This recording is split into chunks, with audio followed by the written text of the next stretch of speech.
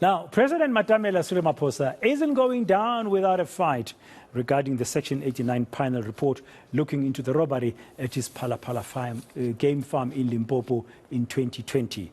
The report found that Ramaphosa has a case to answer after failing to report the theft of millions in foreign currency to the relevant authorities. The president has since opted to challenge the report in court, taking it to the Constitutional Court on review. Pule Letshwiti-Jones, my colleague here, reporting today, following these developments for us. He's joining us now in studio. Pule, good afternoon. Welcome. Thank you very much for your time. So what is the ANC saying now about integrity report that has to release its findings regarding the Phala Phala matter? Remember, a few months ago, President Ramaphosa approached the integrity committee of the ANC, and that didn't produce good results from what we heard. Well, essentially, from what we got yesterday is that the Treasurer General of the organization, Paul Mashatile, said we'll cross the bridge when we get there. But today we get a sense from the spokesperson, Pule Mabe of the ANC, who's saying that it's a waiting game for now. They have to wait for the outcome of the integrity committee. Then they will make a decision as to what happens next. But of course, you got a sense that the party yesterday was hesitant to comment, to say, if this goes against the president of the organization and the state president this time around, what will be their next step? So the pressure hasn't yet diminished. It's still there, and it seems as though the president still has to account for what has happened. So let's just take a listen to what Pule had to say. The president from that responsibility which has been conferred to him by the African National Congress. That's what it means. So, Pule, you are asking us if the ANC will actively participate in removing itself from power. Let's start there. Because the end game of this is that we must, again, if we remove the president, it means we must go and elect a new president. It means we must remove ourselves from power. That's what you are saying. You are saying we must impinge ourselves.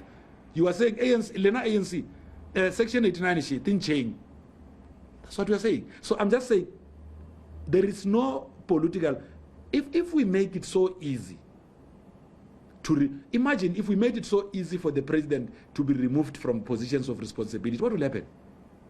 You just make it so easy. Okay. When people must stand on queues, people must canvass, campaign, do all manner of things. By the way, we have never said our president can't be held to account. And the president himself has never said that he was evading accountability. Never have we said that. The president is available. He accounts whenever he's required to. Pule Mabe, it was a wrestling match. Yeah, it's wrestling, but interesting the points he's making. But at the end of the day, the president has to account not just to the ANC, to the nation. And the next week in Parliament, we'll find out what's going to happen. But I'm wondering about political analysts that you might be speaking to. Some of them. What do they think? Do they think the pressure now is over or not yet over for Cyril Ramaphosa? I mean, they're looking at the credibility and the track record of the Integrity Committee as well as to how strong is it can bite this time around in terms of ensuring that there's accountability. But then again, you get a sense that with the president having to take this report by Section 89 panel on review, they also now, the analysts are questioning whether this report is actually, also strong to ensure that the president is held to account, because it makes a prima facie recommendations, but they believe that there isn't enough evidence to hold him against the wall. But most importantly, that parliamentary session that will unfold on Tuesday will be important in setting a different tone for the president's political career. Perhaps we can just take a listen to what she had to say. I wouldn't necessarily say he's off the hook, but I would say that he has been able to maneuver his way out of this particular point and this particular process. I mean, being able to get the backing of the party, I think, does show that he is in good standing somewhat. But I think the outcomes, like you said, of the Integrity Committee would be also very important. Also, given that the infamous step aside rule will be discussed going into the conference, and whether or not that will be adopted as a resolution of the party.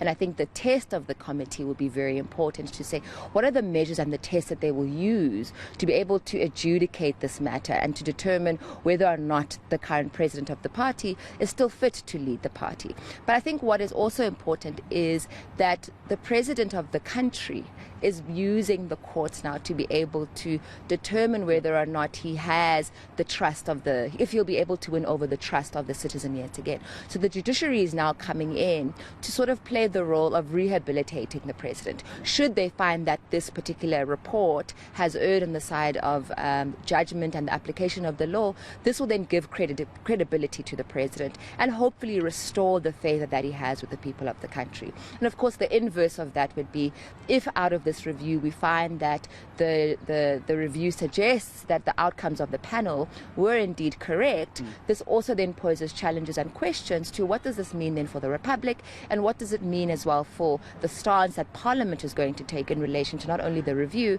but also in relation to the process and that has to unfold in terms of tabling a vote of no confidence or an impeachment process.